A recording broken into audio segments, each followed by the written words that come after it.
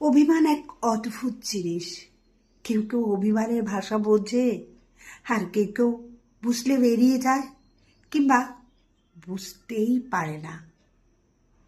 অভিমানের কারণ বুঝে সেই অভিমান ভাঙানোর ইচ্ছে ঠিক কজনের থাকে? অভিমানটাকে ইগোর কাছে বন্দি করে। কত মানুষ অবলীলায় ছেড়ে যায়। অভিমান ভাঙানোর ক্ষমতা এবং ইচ্ছে দুটোই থাকা লাগে। সম্পর্কে অভিমান ব্যাপারটা ঠিক তখনই আসে যখন ভালোবাসা এবং সময় দেওয়াটা কমে যায়। অভিমান জমতে জমতে একটা সময় পর অভিযোগের রূপ নেয়। অভিমানে মায়া বাড়ে, ভালোবাসা বাড়ে, টান বাড়ে।